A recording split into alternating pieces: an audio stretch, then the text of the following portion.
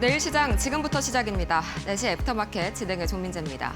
지난주까지는 삼전릭스로 돈이 몰려섰던 시장, 오늘은 또 정반대의 그림이 나타나면서 정말 하루하루 극과 극의 움직임이 나타나고 있습니다.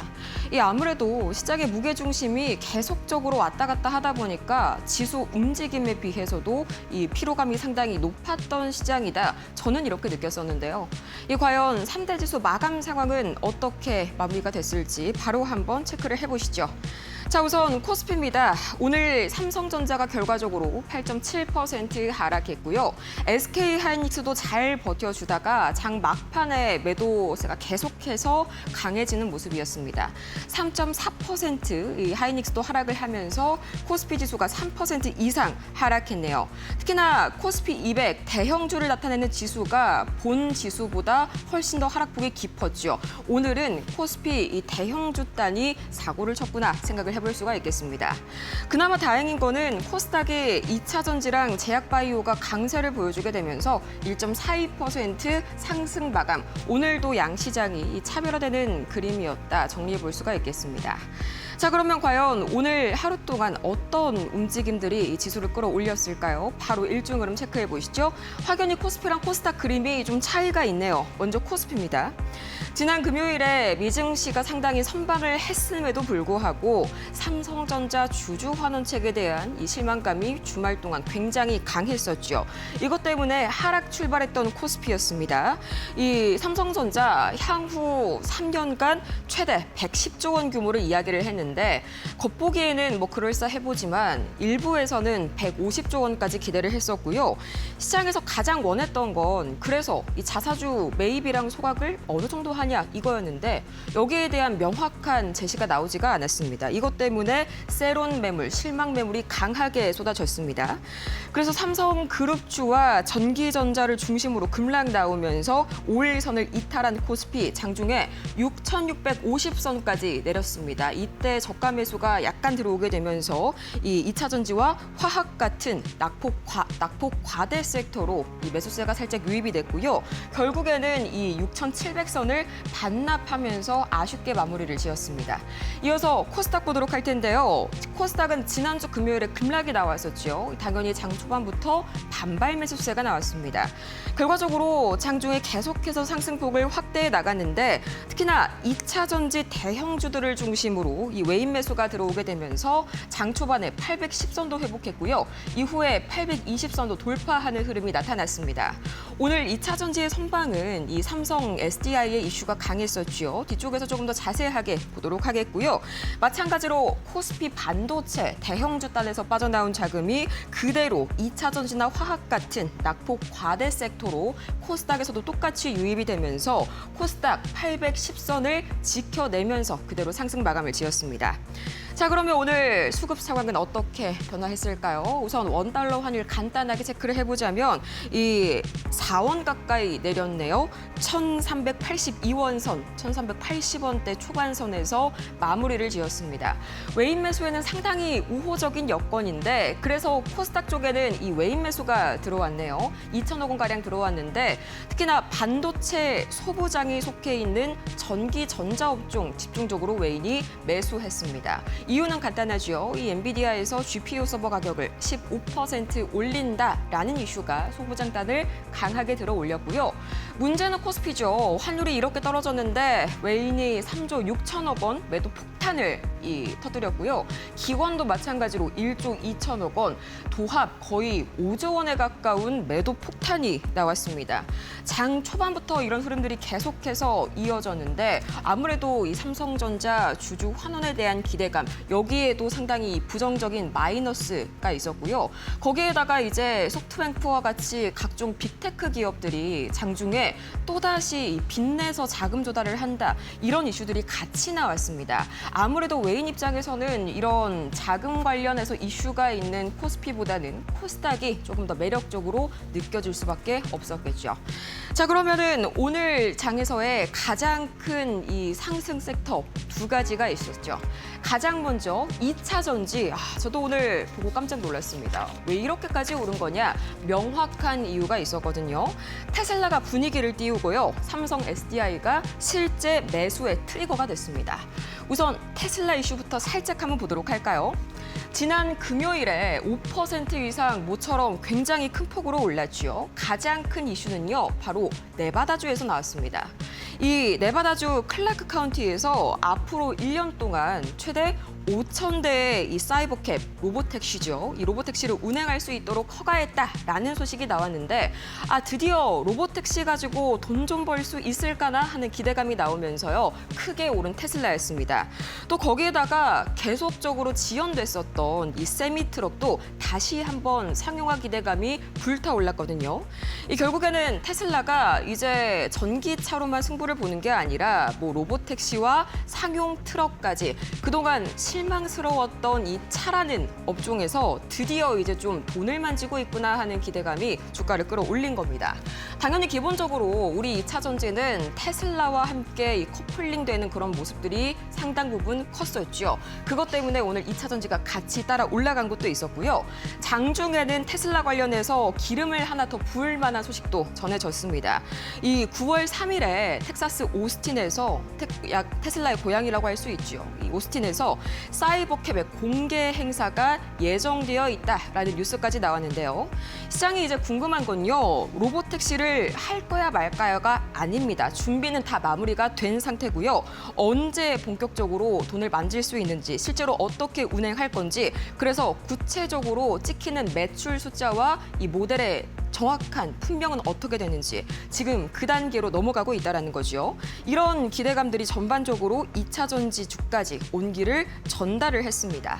자, 그런데요. 사실상 오늘장의 가장 직접적인 트리거는 우리 안에 있었습니다. 바로 삼성 SDI의 이 지분 매각 소식이었는데 이 삼성 SDI가요. 삼성 디스플레이 지분 일부를 매각해서 4조 4,500원가량, 그러니까 약 4조 5천억 원가량의 이 현금을 확보하게 됐습니다. 아니, 지분 매각이랑 2차 전지랑 무슨 상관이 있냐 이렇게 생각을 하실 수가 있겠는데요. 이 돈을 어디에다가 쓸지가 중요한 거겠죠. 신영증권은요. 이런 리포트를 냈습니다. 이걸 보시면 바로 그 연결고리가 보일 텐데요.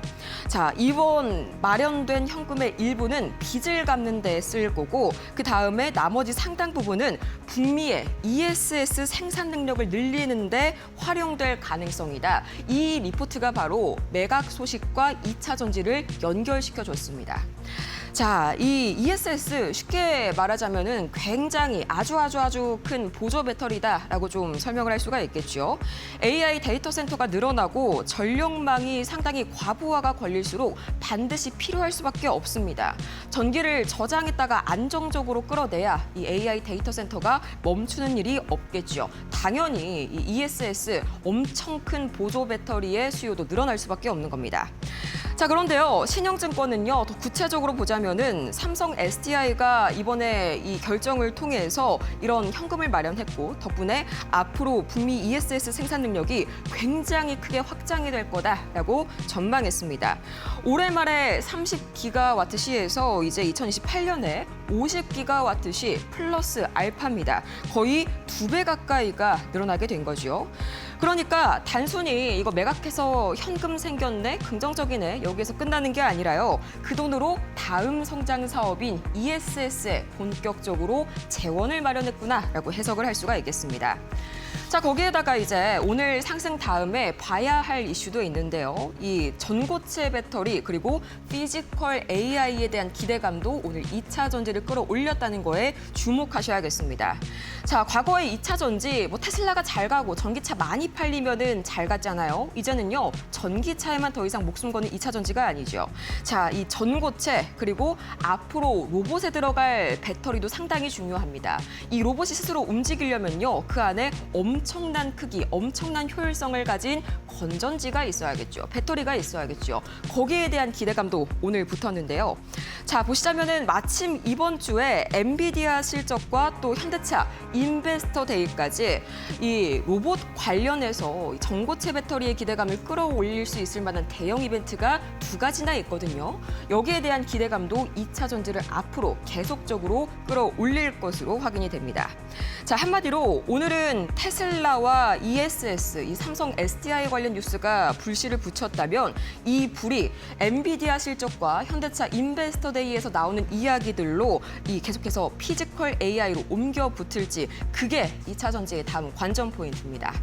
자, 거기에다가 오늘은 2차 전지 외에도 창투사들이 오랜만에 굉장히 강한 움직임을 보였죠. 이 중심에는 여러분도 아시겠지만 이 엔비디아가 있습니다. 젠슨왕의 엔비디아 CEO가 리벨리온 박성현 대표와 직접 본사에서 회동을 했다. 그리고 이제 단순 협업을 넘어서 M&A 가능성까지 있다. 이게 상당히 올라갔는데 자, 보시자면요. 여기서 리벨리온이 뭐 하는 회사인지 잠깐 한번 볼까요? 리벨리온은요. 국내 대표 AI 추론용 NPU 기업입니다. 이 NPU라는 말이 조금 어렵죠. 우리는 AI를 크게 두 단계로 나눌 수가 있겠습니다. 이 처음에 AI를 똑똑하게 만드는 학습 과정, 그 다음이 이제 그 AI에게 질문하고 서비스를 돌리는 추론 과정이죠. 이 엔비디아 GPU는요, 여기에서 학습 첫 번째에서는 사실상 최강자입니다. 문제는요, 그게 굉장히 비싸고 전기도 많이 먹거든요. 반면에 NPU의 경우에는, GPU가 아닌 NPU의 경우에는 추론을, 그러니까 두 번째 단계를 조금 더 싸고 효율적으로 처리를 할 수가 있습니다. 비유하자면은 GPU가 이것저것 다 잘하는 이런 만능 엔터테이너라면은 GPU는 특정 분야에서만 잘하는 천재다라고 할 수가 있겠죠. 자, 그래서 이번 만남이 흥미로운 게 여기 있습니다. 이미 학습 시장을 제패한 엔비디아가 이제는 NPU를 통해서 추론 시장까지 영향력을 넓히고 있다는 것이죠. 여기에 집중해가지고 다음 챕터를 보셔야겠습니다. 자, 그래서 오늘 관련해가지고 이 창투사 관련주들이 굉장히 강한 상승을 보였었죠. 이 관련주들 제가 정리를 해봤는데요. 우선 미래에셋 벤처투자, SB인베스트먼트, 캡스톤, 파트너스 전부 다 리벨리온의 구조적으로 투자 이력을 가지고 있는 그런 종목들이고요. 한 가지 창투사가 아닌 종목이 있죠. 바로 솔트룩스. AI 반도체 그리고 LLM 관련해서 이전에 리벨리온과 협력을 한 이력이 부각이 됐습니다. 이 네 가지가 오늘 상당히 대장주로서 움직이는 그런 모습들이 나타났고요. 마지막에 체크포인트 한번 설정을 해볼까요? 여기에서 M&A 성사 여부만 따진다면 당연히 그걸 주관하는 창투사에서만 끝이 나겠죠. 그런데 더 중요한 그림은 따로 있습니다. 앞서서 메타가 이 비슷한 그림이 있었죠. 메타가 국내 NPU 업체 퓨리오사 AI 쪽에 인수를 제안했다는 이야기가 이전에도 한번 나온 적이 있습니다. 그때도 창투사가 쫙 올라갔었죠. 이번에는요, 엔비디아와 리벨리온이 만났습니다. 이 글로벌 빅테크랑 한국의 추론용 AI 반도체가 계속적으로 만나는 일들이 성사되고 있다는 것이죠. 자, 그래서 이번 뉴스도요, 엔비디아가 리벨리온을 진짜 사들일까라는 이 창투사 단기적인 M&A 테마와 앞으로는 그렇게 만들어 놓은 AI를 누가 더 싸고 효율적으로 돌리느냐, 거기 NPU라는 해결사가 나와줄 것이냐, 여기 두 가지에 초점을 맞추셔야겠습니다. 창투사와 NPU, 오늘 이 소식이 만들어낸 두 가지의 섹터 테마 흐름이죠.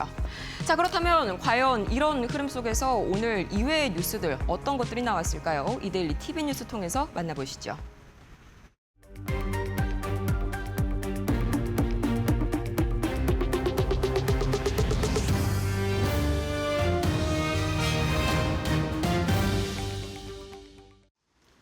안녕하십니까, 이동재입니다. 이데일리 TV 뉴스 첫 번째 소식 전해드립니다.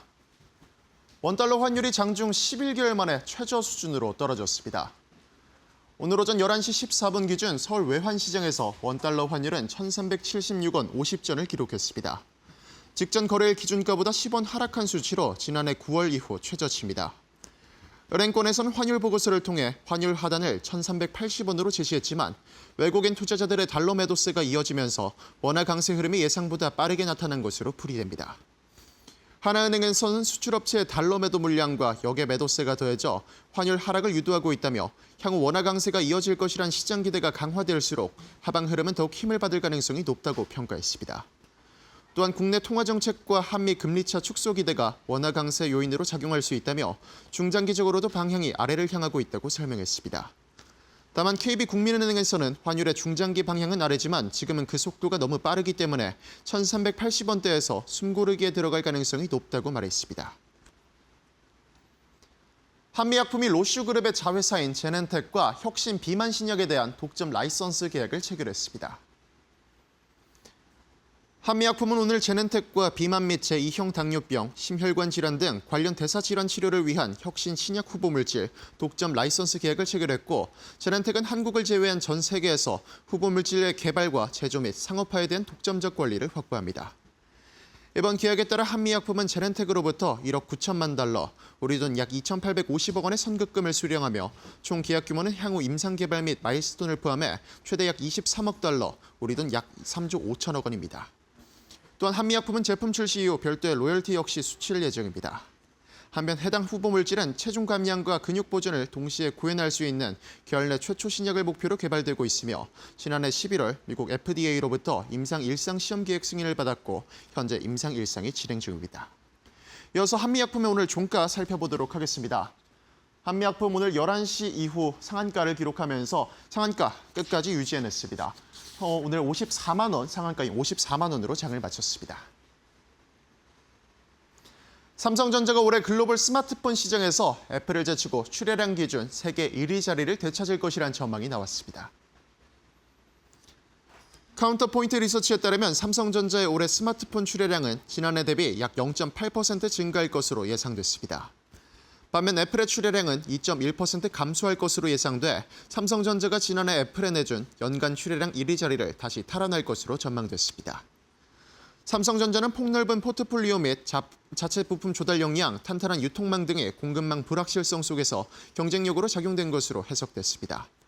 다만 전체 글로벌 스마트폰 출하량은 올해 14.3% 감소할 것으로 예상됐으며 내년에도 1.4% 추가 감소한 뒤 2028년부터 본격적인 회복세에 들어갈 것으로 전망됐습니다. 하락의 주요 원인으로는 모바일 메모리와 칩셋 등 핵심 부품의 가격 상승과 보급형 제품 공급의 축소 및 소비자 구매력 약화 등으로 꼽혔습니다. 특히 가격대가 낮은 제품일수록 부품 원가 상승에 따른 타격이 클 것으로 분석돼 프리미엄 시장과 중저가 제품 사이 양극화 현상이 커질 것으로 전망됩니다. 중국 내 코로나19 확진자가 한 달 새 50만 명을 넘어가며 관련주에 대한 관심도 함께 급증한 가운데 질병관리청은 우리나라에 끼치는 영향은 제한적일 것이라고 평가했습니다. 호흡기 증상 환자의 검체를 채취해 코로나19 바이러스가 검출된 비율을 조사하는 국내 코로나 검출률이 지난 9일에서 15일 한 주간 직전주 대비 3.4% 증가한 9.1%를 기록한 것으로 나타났습니다. 다만 질병청은 오늘 하절기 국내 코로나19 유행 규모는 이번 환자 수 기준 223명까지로 전망된다며 이는 지난해의 절반 수준에 불과하고 공중보건체계에 큰 위협이 되진 않을 것이라고 밝혔습니다. 또한 중국을 비롯한 인근 아시아 국가에서 코로나19 증가세가 보고되고 있지만 홍콩과 태국은 감소세로 전환됐고 일본 또한 낮은 유행 수준을 유지하고 있다며 중국 내 코로나19 바이러스 양성률도 4월에서 7월의 급증과는 달리 8월부터는 둔화 양상을 보이고 있다고 설명했습니다. 지금까지 이데일리 TV 뉴스 전해드렸습니다.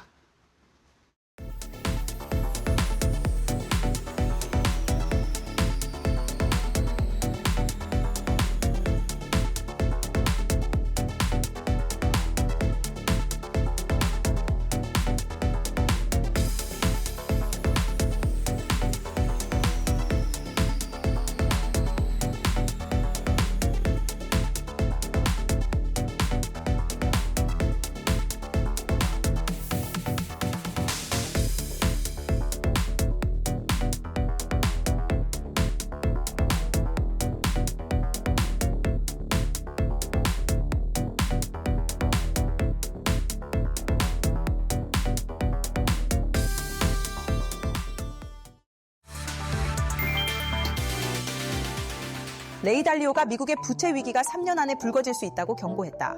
채권 비중은 줄이고 금은 전체 자산의 10부터 15%까지 늘리라고 조언했다. 달리오는 올해 미국 연방정부 수입을 5조 5천억 달러, 지출은 7조 5천억 달러로 추산했다. 재정 적자는 2조 달러, 이자 비용은 약 1조 달러, 만기 도래 원금은 약 10조 달러로 봤다. 결국 올해 원리금 상환 규모는 약 11조 달러로 연방정부 수입의 2배 수준이라는 계산이다. 이 부담이 커지면 국채 금리가 오르거나 중앙은행의 화폐 발행으로 이어져 통화 가치 하락과 인플레이션 위험이 커질 수 있다고 봤다. 달리오는 채권 같은 부채성 자산 비중을 낮추고 금과 소량의 비트코인 비중을 높일 것을 권했다. 다만 재정 적자가 줄거나 외부 충격이 없다면 위기 시점은 늦춰지거나 발생하지 않을 가능성도 있다고 덧붙였다.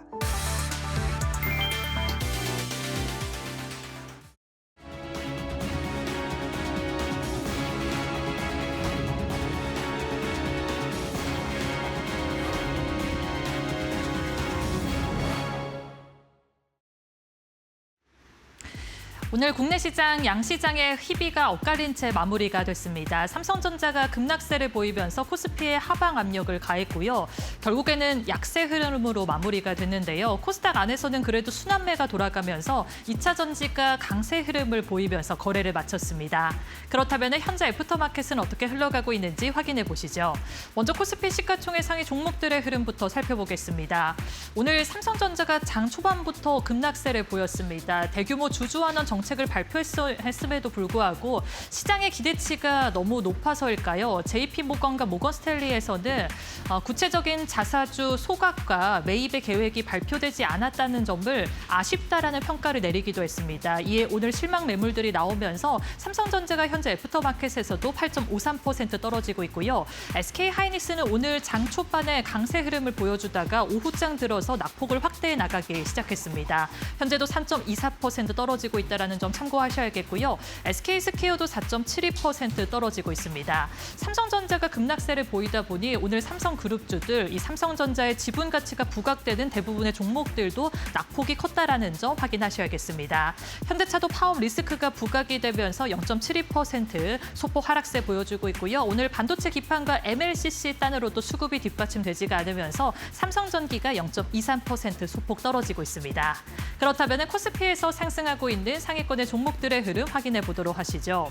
이 코로나19가 재확산될 것이다라는 우려가 생겨나면서 오늘 코로나19 진단키트제와 치료제 관련주들이 시장에서 튀어오르는 모습을 확인할 수가 있었습니다.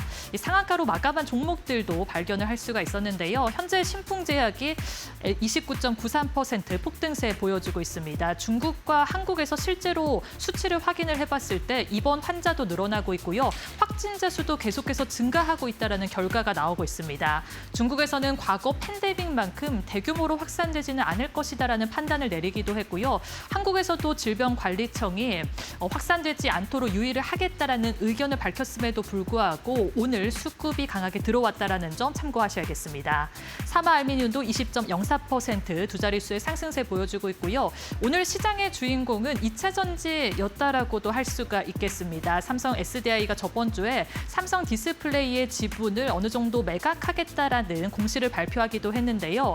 이 재원을 ESS 북미 사업에 확대할 것이다라는 시장의 전망이 나오면서 오늘 2차 전지 부품과 소재, 리튬 관련주들까지 튀어오르는 모습을 발견할 수가 있었습니다. 현재 LNF는 16.17% 두 자릿수의 상승세를 보여주고 있고요. 사마알미늄도 19.83%, 20%에 가까운 오름세를 보여주고 있습니다. 한미약품 역시 상한가를 보여주고 있는데요. 호재 소식이 하나 있었습니다. 근육이 빠지지 않는 이 비만 신약을 기술 수출에 성공했다라는 소식이 들려오면서 오늘 매수세가 강하게 들어오고 있습니다. 그렇다면 코스닥에서도 시가총액 상위 종목들의 흐름 확인해 보도록 하시죠. 현재 코스닥 시총 상위 종목에서는 엇갈리는 흐름을 보여주고 있습니다. 오늘 로봇주 단에서는 장 초반부터 조정받는 흐름을 보여줬는데요. 레인보우 로보틱스가 2.31% 떨어지고 있고요. 그래도 제약바이오와 2차 전지 안에서는 매수세가 강하게 들어오면서 알테오젠은 현재 보합권에서 움직이고 있습니다. 반면에 에코프로와 에코프로비엠의 상승세는 돋보입니다. 에코프로가 6.85% 오름세 보여주고 있고요. 에코프로비엠은 9.47%, 거의 10%에 가까운 시세 분출을 하고 있습니다. 헝가리 공장의 생산 라인을 양극재로 변환시키겠다라는 소식을 밝히면서 시장에서는 긍정적으로 반응하고 있다는 점 참고하셔야겠습니다. 그렇다면 코스닥에서 또 상승하고 있는 상위권의 종목들의 흐름 확인해 보도록 하시죠. 현재 다양한 종목이 이름을 올리고 있습니다. 비트코인 관련주부터 시작을 해서 제약바이오주까지 확인할 수가 있는데요. 호재 소식이 있는 종목들이 대부분 이름을 올리고 있다라고 보시면 되겠습니다. 먼저 IT센 글로벌은 전장에서도 좋은 흐름을 보여줬는데 현재도 17.82% 두 자릿수의 상승세를 보여주고 있습니다. 비트코인 가격이 일주일 동안 20% 넘게 상승을 하고 있습니다. 트럼프 대통령이 이 클래리티 법안을 빠르게 처리해달라라는 요청까지 하면서 가상화폐 관련주들이 최근에 시장에 주목을 가져가고 있다는 점 참고하셔야겠고요. 최근에 호실적을 기록한 코난 테크놀로지가 17.16% 오름세 보여주고 있습니다. 오늘 AI 챗봇 관련주들도 상승세 보여주면서 솔브레인 홀딩스도 17.00% 오름세 보여주고 있고요. 외국인과 기관의 수급이 잘 들어온 큐리옥스 바이오 시스템즈도 26.24% 오름세 보여주고 있습니다. 마지막으로 오름 테라퓨틱 확인해 보도록 하시죠. 15% 오름세 보여주고 있고요. 혈액암 이 신약 후보 물질이 미국 임상 일상에 진입했다라는 호재 소식이 들려오면서 오늘 강하게 매수세가 유입되고 있습니다. 지금까지 애프터마켓 흐름 확인해봤습니다. 삼성전자의 주주 환원 상당히 좀 실망스러웠던 것도 서러운데 거기다가 비트코인도 계속해서 폭등세를 이어가면서 시장에 자금을 더더욱 풀어주고 있는 그런 모습이네요. 자, 오늘의 애프터마켓 오늘 가다니엘 파트너님 모시고 현재 상황 자세하게 진단을 해보도록 하겠습니다. 파트너님 어서 오세요. 네, 안녕하세요. 반갑습니다. 네. 오늘 보니까 외인이 코스피 현물만 거의 3조 8천억 원 넘게 그야말로 매도 폭탄을 또 던지고 갔네요. 지난주 금요일에 이제 외인 수급 좀 잘 봐야 된다, 이 긴장을 풀면 안 된다 말씀을 주셨잖아요. 이런 상황을 좀 예측을 하신 걸까요? 네, 확실히 이 올라갔던 만큼 그리고 그 주에 있을 이벤트들 있지 않습니까? 그런 부분들이 확실히 지금 시장 안에서의 학습이 되었던 것만큼 자금의 유통의 흐름들을 봤을 때 지금 시장의 체력을 테스트하고 되게 많이 약해진 시점입니다. 이럴 때일수록 지금 자금에 대한 특성을 활용해서 그 다음 돈의 흐름들을 봐야 되는데 이벤트들이 남아 있었죠. 그리고 이미 올라가 있는 가상자산에 대한 화폐에 대한 움직임들도 정말 굉장하게 이 자금 흐름이 있다 보니까 국장 안에서에 대한 움직임들이 그런 외국인들에 대한 자세는 어떠한지에 대해서 조금 확인을 해야 될 이번 주가 될 것이다라고 말씀을 드렸습니다. 네. 그래서 지난주 금요일 날 방송에서 중요하게 말씀드렸던 부분들이 코스피가 하루 만에 5% 반등을 했지만 무조건 다시 또 추가로 가야 된다라는 부분들보다는 실제로 장 안에서의 외국인 수급들이 실제로 유입이 되는지 확인을 해야 된다고 말씀을 드렸습니다. 그래서 코스피에서도 오늘 우리 앞에서 아나운서님께서 3조 원가량에 대한 매도 폭탄. 근데 기관들도 어떻겠습니까? 기관들도 거의 뭐 1조 넘게. 맞습니다. 둘이 합하면 거의 뭐 5조 이상에 대한 매도 물량이 나오면서 시장을 굉장히 흔들었었는데요. 반대로 코스닥은 또 회복하는 흐름들이 나왔습니다. 네, 그래서 코스닥에서도 1% 이상의 상승이 나오면서 오히려 2,500억 이상, 수천억 이상에 대한 순매수세를 보였는데요. 이말즉슨 또 저번과 같은 패턴이 나오는 것이 아닌가. 코스닥이 다시 건강하게 좀 회복 반등의 흐름들을 보이면서 순환이 되고 있는 거 아닌가라는 좀 생각이 듭니다. 그래서 돈이 완전히 빠져나간 건 아니지만 지금 반대로 이 대형 반도체가 흔들리다 보니까 코스닥과 뭐 그 안에 있는 제약바이오 같은 중소형 성장주들의 방향성들, 돈이 이렇게 이동하는 시장의 흐름이 나타나고 있는 겁니다. 그래서 앞에서 말씀드린 이벤트들, 뭐 앞에서 지표 실적이 있죠. PC도 있고 엔비디아 실적도 있고 잭슨홀까지, 첫 잭슨홀에 대한 부분들까지 발표가 있기 때문에 굵직한 이벤트들을 시장이 기다리고 있지 않나라는 생각이 들고요. 이럴 때 우리가 어떻게 지금 자리에서 시장을 보고 대응을 해야 되는지, 또 어떤 업종에서 수급이 들어오고 있고 내일은 우리가 어떻게 준비를 해야 되는지 지금부터 오늘 방송을 통해서도 하나씩 풀도록 하겠습니다. 네, 맞습니다. 말씀 주신 대로 오늘 시장 그나마 좀 기대를 걸어볼 만한 부분은 바로 순환매였죠. 코스피에서 반도체 대형주가 급락한다고 해서 돈이 그대로 빠져나가는 게 아니라 그 자금의 일부가 2차 전지 그리고 제약바이오 이런 쪽으로 낙폭과대업 쪽으로 순환매가 다시 유입이 됐다라는 게 우리가 주목해야 할 부분인 것 같습니다. 자, 그럼 여기에 착안해서 이제 지금 이 시각 애프터마켓 특징 종목 한번 살펴볼까요? 일단은 특징적인 섹터부터 한번 파헤쳐보죠. 섹터 어떤 게 지금 가장 눈에 띄세요? 아무리 이렇게 눈을 씻고 보아도 제약바이오밖에 보이지 않습니다. 그렇죠. 네. 제가 매번 대체 해지에 대해서 우리가 피할 길을 항상 말씀을 드리는데요. 그 길 속에서 주어지는 이 소나기가 내릴 때 우리는 편의점 아래나 처마 끝이나 교회나 이렇게 피하는 길들이 있습니다. 편의점으로 들어가서 우산을 사거나 하죠. 그처럼 반도체 수급 이탈에 따른 대체 수급이 들어올 때 최근 시장에서는 제약바이오 같은 또 ESS에 대한 에너지 관련 종목들에 대해서 낙폭되어 있는 에너지 관련주들에 대해서 순환매가 이동하는 현상이 반복된 부분들이 시장에서 우리에게 알려주었습니다. 그래서 이런 데이터가 쌓이면서 실제로 적용이 되었다라고 말씀드리면서요. 오늘은 바이오 자체 안에서도 네. 하나하나 좀 재료가 붙은 게 있어요. 그렇죠. 코로나 이야기가 나오더라고요. 네, 맞습니다. 다시 한번 좀 부각이 되고 있는 것 같습니다. 중국에서도 지금 코로나 확진자 수 7월 달 데이터만 봤을 때도 52만 명 이상 보고가 됐고요. 그리고 국내 안에서도 우리 또 호흡기 바이러스 지표가 같이 또 상향을 하면서 진단키트, 백신, 치료제까지 이 관련주들이 동반강세를 보였던 오늘 하루였지 않나라고 말씀드리면서요. 네.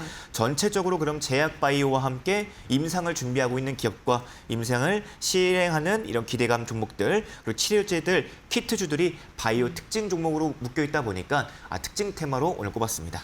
네, 좋습니다. 오늘 마찬가지로 특징주도 여기 안에서 나올 것 같은데 눈을 씻고 찾아봐도 하나밖에 저는 일단 안 보이네요. 한미약품, 상한가 가까운 움직임이 지금 나오고 있습니다.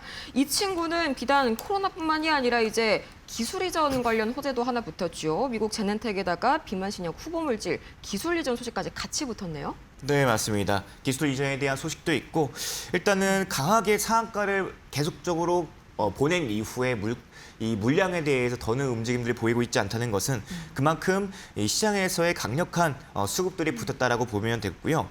그리고 충분히 이 그룹주들을 봤을 때 한 종목만 튀는 것이 아니라 한미사이언스도 20% 이상에 대한 또 상승률을 같이 붙더라고요. 네. 그럼 그룹주가 같이 함께 움직이고 있다는 점은 바이오 수급을 확인하는 대표 종목으로 순항을 하고 있구나. 전체적으로 그룹주들 안에서도 같이 올라가는 건강한 흐름들을 보았구나. 그래서 최근에 실적 성장과 더불어서 이번에 있을 기술 이전과 그리고 비련한 치료제에 대한 신약 모멘텀도 갖고 있기 때문에 특징주로 첫 번째로 우리 한미약품을 네. 꼽았습니다.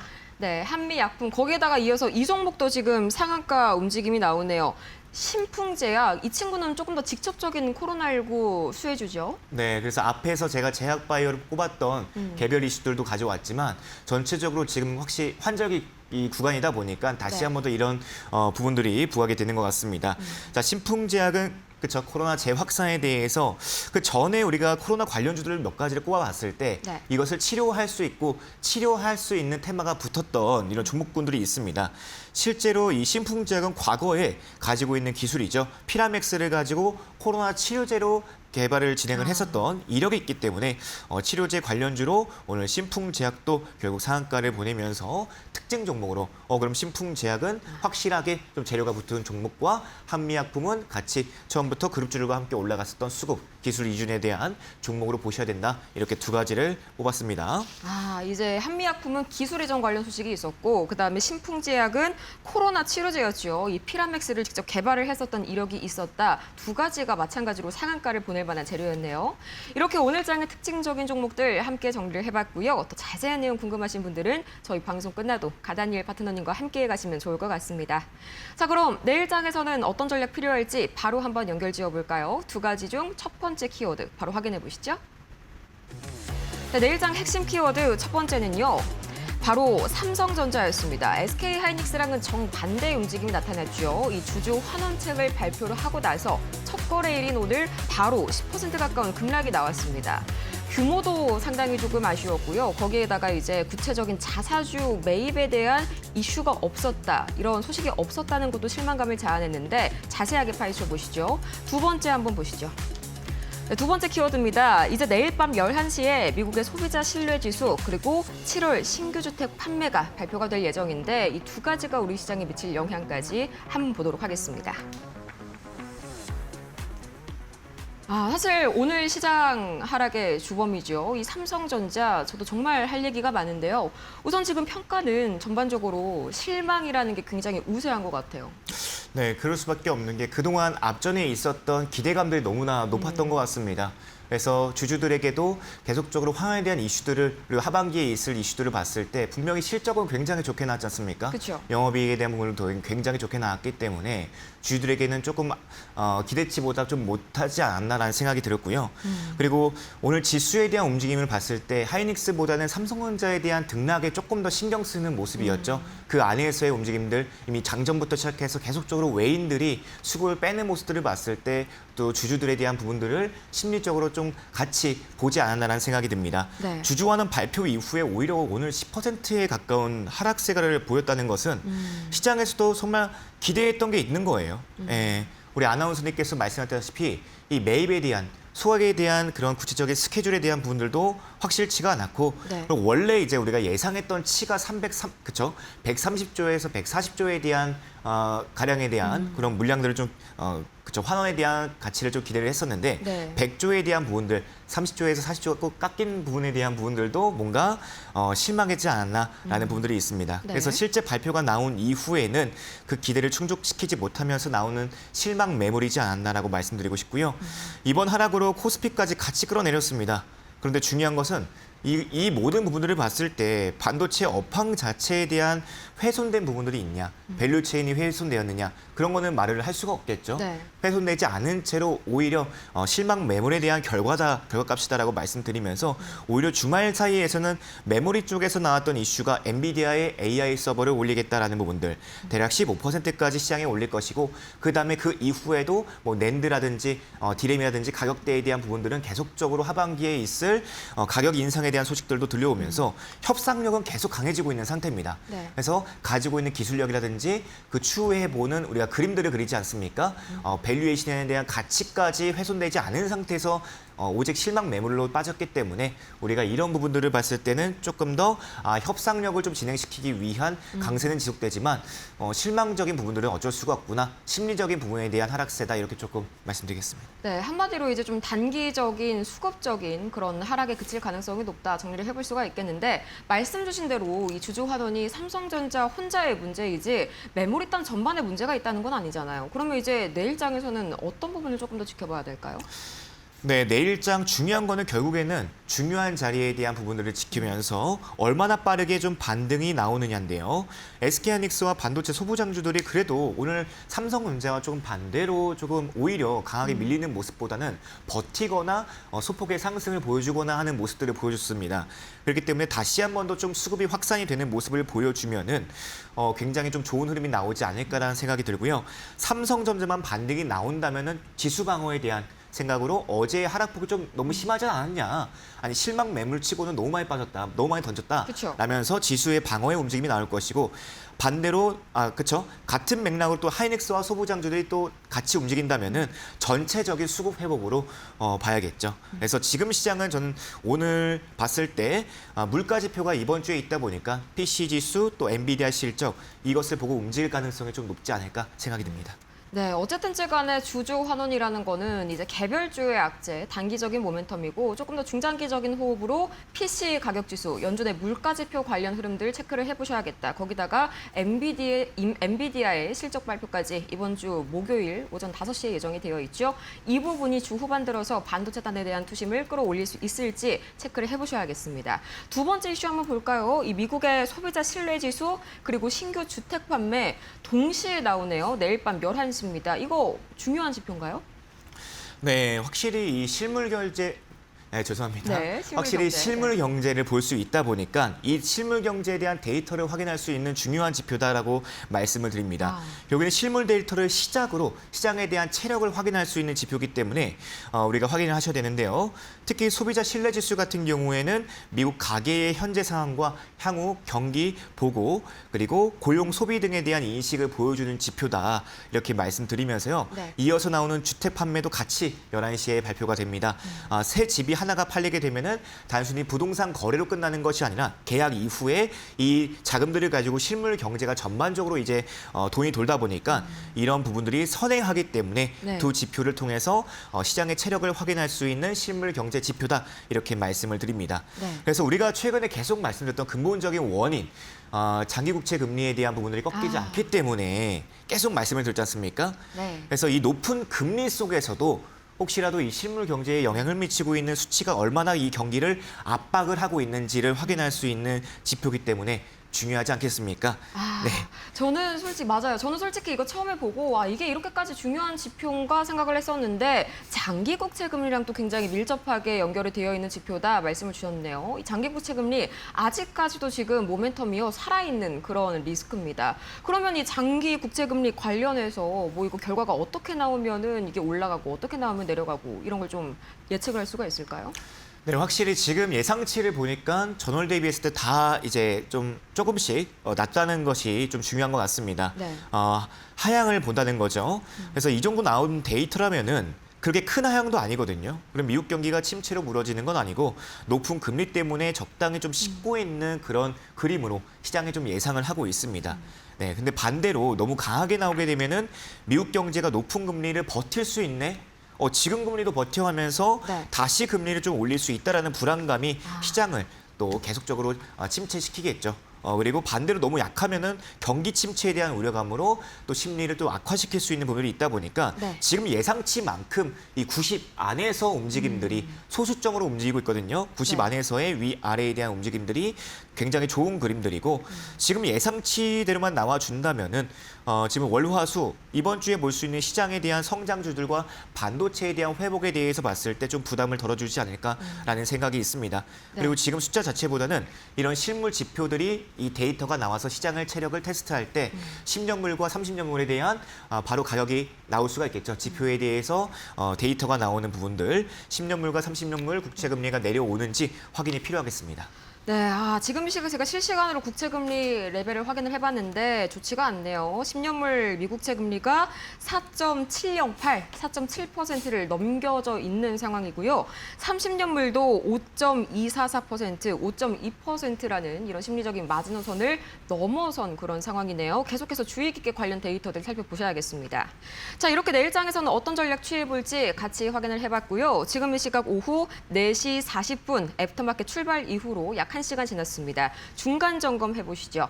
가장 먼저 KRX 대비 NXT 종가 대비 등락률이 플러스 0.02%, 뭐 이 정도면 거의 변동이 없다라고 봐야겠죠. 중요한 건 거래대금 상위 종목입니다. 한번 보시죠. 자, 먼저 코스피 거래대금 상위 종목입니다. 역시나 삼성전자가 마이너스 8.53%, SK하이닉스가 마찬가지로 3%대 급락세 이어가고 있네요. 정규장 대비해서 아직까지는 그렇다 할 되돌림이 보이지 않고 있습니다. 반면에 오늘 한미사이언스가 26% 굉장히 강한 폭으로 올랐죠. 이 한미약품 종전에도 보셨지만요. 오늘 코로나19 관련된 이슈도 있었고 거기에다가 플러스 이 기술 이전, 미국의 제네텍 쪽에다가 관련 기술 이전을 한다. 두 가지 소식이 붙으면서 오늘 강한 상승 보였습니다. 그리고 특징적으로 만나봤었던 신풍제약도요. 대표적인 코로나19 관련주죠. 이제 애프터마켓에서까지 상한가 흐름 이어가지고 있고요. 전반적으로 제약바이오 강합니다. 일동제약도 14% 강세, 코로나19가 다시 한번 확산된다는 소식이 좀 관련해서 매수세를 자극을 하고 있는 모습이고요. 나머지로는 SK텔레콤이 0.88% 상승, 네이버가 0.68% 상승, 오늘 데이터 센터 그리고 AI 소프트웨어 관련주들은 그럭저럭 약간 그냥 계속해서 이 흐름을 이어가는 모습들이 나타나네요. 추가적으로 코스닥은요, 상당히 반응 강하게 하는 종목들이 많았습니다. 여러 가지 좀 섹터가 보이는데 가장 먼저 IT센 글로벌 17% 이상 상승했습니다. 오늘 가상자산을 자극할 만한 뉴스가 있었죠. 이 디지털 자산 기본법이 지금 입법 논의에 들어간 상황이다. 거기에다가 미국 클래리티법이 드디어 의회 통과가 되는 것인가. 여기에 대한 두 가지 기대감이 같이 붙었고요. 거기에다가 이제 IT센 글로벌의 경우에는 금거래 플랫폼이죠. 지금 금 가격이 반등을 하고 있다 보니까 관련돼서 사업 기대감까지 같이 붙어졌습니다. 18% 상승했고요. 나머지도 이 창투사 관련 종목들이 많이 보이네요. 자, 이렇게 해서 저희가 본 방송에서 제공하는 정보는 투자 판단을 위한 조언입니다. 투자에 따른 책임은 투자자 본인에게 있다는 점 참고해 주시길 바라겠고요. 아울러서 최근 들어서 이데일리움 파트너들을 사칭하는 사례가 늘고 있습니다. 피해받지 않도록 유의하시길 바라면서 내일장에서는 어떤 종목 담아볼지 바로 한번 확인해 볼까요? 파트너님, 내일은 어떤 종목 사야 될까요? 내일도 제약바이오일까요? 내일도 조금 제약바이오 쪽으로 관심 있는 종목군들이 보여서 좀 확인을 해보도록 하겠습니다. 네, 뭐죠? 자, 확실히 이 다른 성장주로 좀 이동을 하면서 이 자금들이 대표적으로 대체 수급을 받고 있는 제약바이오 섹터 내일장 공략주로는 오름 테라퓨틱이라는 종목이고요. 오름 테라퓨틱. 네, 앞전에서도 이제 뭐 혈액막 신약에 대한 부분들이 나오면서 미국 FDA로부터 임상 1상 승인을 받았다는 소식이 나왔습니다. 오. 쉽게 말씀드리면은 지금까지 연구실에서 개발만 하던 이 신약 후보군이 미국에서 실제 환자를 대상으로 임상 실험을 할 수 있는 단계로 넘어갔다. 이것을 허가를 받은 겁니다. 그래서 오름 테라피투스가 밀고 있는 기술, 암세포를 찾아가서 암과 관련된 단백질을 선택적으로 분해시키는 기술에 대한 부분들이 임상 가치로 다시 한 번 더 좀 부각이 되고 있는데요. 올해 말까지에 있을 미국에서의 첫 임상 1상을 시작으로 바이오 섹터 전체 수급에 대한 흐름들이 저는 이런 수급들이 좀 계속 된다면 내일장에서도 제약 바이오 쪽에서의 그런 긍정적인 흐름들도 좀 기대해 볼 수 있지 않을까라고 말씀드리면서 네. 오름 테라피틱스가 계속적으로 이 상단에 대한 돌파 121선을 좀 회복해 주려는 움직임들이 계속 나오고 있습니다. 그리고 거래량이 계속적으로 실리면서 이 위에 있는 121선을 다시 한 번 더 좀 강하게 돌파하는 흐름들이 나왔을 때 위에서에 대한 물량들은 앞전에서 있었던 물량들까지 충분히 올라갈 자리가 있다 보니까 이런 부분들이 충분히 올라갈 자리들을 보고 우리가 그 다음을 좀 기약할 수 있는 부분들이 있지 않을까라고 말씀드리겠습니다. 네, 오름 테라퓨틱 관련해서 오늘 개별주 호드도 굉장히 강한 게 나온 만큼 앞으로의 추가적인 흐름들 지켜보셔야겠습니다. 자, 그리고 이제 바로 다니엘 리뷰 이어가 보도록 할까요? 제가 오늘 이거를 한마디로 표현을 하자면은 7발7중이라고 할 수가 있겠는데요. 그 백발백중이란 말이 있잖아요. 바로 어제 말씀을 공개방송에서 해주셨던 7종목 전부 다요. 3%에서 9% 가까운 상승이 나왔네요. 7발7중이네요. 네, 7발7중이라는 뜻으로 네. 7종목을 미리 추려서 말씀을 드렸습니다. 확실히 굉장히 많은 종목이긴 합니다. 네, 7개의 종목군들을 다 이렇게 말씀드렸던 부분들이 뭐 풍산 9.25%, 핑거 9%, 세아 배틀시주 7%, 코스맥스, 이부산업, 삼양식품, 한국콜마 다 4에서 9% 정도의 수익들 전부 상승이 나왔는데요. 우연히 말씀드린 것이 아니라 장 전에 우리가 앞전에 있었던 데이터들과 그리고 시장에 대한 흐름들, 자 이런 부분들을 봤을 때 미리 선정해서 7종목 전체가 이런 플러스권 수익 구간을 만들어 주었습니다. 결국에는 시장에서 볼 수 있었던 부분들은 그 다음의 길목들과 돈의 흐름들을 봤을 때 텅스텐을 대체할 수 있는 소재를 찾아봤었고요. 그리고 두 번째는 구리에 대한 부분들, 내수 소비재들이죠. 삼양식품들도 식품주기 때문에 내수 소비주들을 봤을 때 결국에는 이 시장에서 그 다음에 돈의 흐름들을 봤을 때 내일장에서는 이런 내수 소비재들과 함께 또 추가적으로 글로벌 이슈로 가지고 있는 낙폭과대가 되어 있는 종목군들인 뭐 구리에 대한 업종군들, 네. 광물 내비 소지주들, 비철금주들, 자 이런 부분들이 계속적으로 저평가되어 있다 보니까 오늘 월요일장에서의 반도체 수급들이 이동을 한다면은 이 7종목으로 흐르지 않을까라는 부분들을 말씀을 드렸고요. 실제로 이 수급을 통해서 올라온 종목들이 대략적으로 그렇죠. 7종목 전부 다 4에서 9% 이상의 상승을 만들어 주었습니다. 물론 매번 전부 다 올라가진 않죠. 틀린 날도 있을 것이고 예상했던 수급이 안 들어올 수도 있습니다. 하지만 더더욱 한 종목을 맞추는 것보다는 지금은 돈의 흐름과 방향성을 읽는 것이 중요하다고 말씀드리면서 이 종목 안에서 우리는 미리 눌림을 기다리고 수급이 들어왔을 때 수익을 실현시키는 이게 계속 가고자 하는 저의 매매의 방법이고요. 오늘 수익 구간과 함께 수익 내셨던 분들 다시 한 번 더 수익 축하드립니다. 네. 7발7중 과연 한 종목을 더 여기다가 목록을 올릴 수가 있을지 오늘 그럼 히든주 한번 힌트 들어보도록 할게요. 히든주 어떤 게 준비되어 있죠? 네, 이번 종목은 게임주입니다. 네, 단순히 신작 하나만 보고 들어가는 게임주가 아니고요. 첫 번째 힌트 먼저 드리겠습니다. 네. 이 회사는 대한민국에서 시작을 했지만 이제는 국내보다 글로벌 시장 안에서 강력한 팬덤을 만들고 있는 자체 캐릭터 IP를 들고 있습니다. 이 캐릭터를 말씀드리면은 조금 이제 아마 아시는 분들은 많으시지 않을까라는 생각이 듭니다. 바로 쿠키를 중심으로 만들어진 세계관입니다. 쿠키 네. 이야기를 들으니까 갑자기 달리고 싶어지는데요. 뭐 계속적으로 말씀해 주시죠. 네. 그래서 두 번째 힌트는 한국 게임 가운데 보기 드물게 또 북미, 일본, 동남아를 시장으로 동시에 흥행한 IP가 되었습니다. 결국에는 쿠키 달리기, IP의 장기화의 부분들과 글로벌 매출, 그리고 신작 흥행감, 기대감이 있는데요. 네. 또 추가적으로 본다면은 이번에 방중, 최근 방한한 또 중국 왕이 외교부장의 이런 5년 만에 방문이기 때문에 이런 부분들을 시작으로 중국향 게임 업계에 대한, 게임 산업에 대한 부분들까지 충족시키지 않았을까. 그래서 실제 차트도 낙폭과대에 대한 위치, 정말 실적에 대한 부분들도 훼손된 게 없거든요. 오히려 기대감이 있고 그 다음에 기대감이 있는 종목군들이 너무 많이 빠졌기 때문에 웬만하면은 이런 종목군들이 게임 산업 안에서 상승이 나오지 않을까라는 생각이 들고요. 그래서 이 히든 종목 딱 보셨을 때 네. 조금 이 힌트가 나갔을 때 조금 아시는 분들 계실 겁니다. 그래서 미리 움직이기 전에 가을 정해놓고 이런 눌림에서 함께 좀 준비하시기 바라고요. 궁금하신 분들은 이제 정답은 공부방 밴드에서 한 번 더 확인하시면 되겠습니다. 네, 그만큼 이 매매 타점이 종목명보다 중요하다는 의미겠죠. 이 자세한 매매 타점 궁금하신 분들, 그리고 나는 이렇게까지 힌트를 받았는데 정확하게 어떤 종목인지 궁금하다, 모르겠다 하시는 분들은요. 지금 바로 이 히든주 문자메시지 샵 3772번을 통해서 가다니엘 4글자 보내주시면 확인을 하실 수가 있고요. 또 앞으로 매일 밤 9시마다 함께해주고 계시죠. 이 공개방송을 통해서도 자세한 매매 타점 잡아가실 수가 있을 겁니다.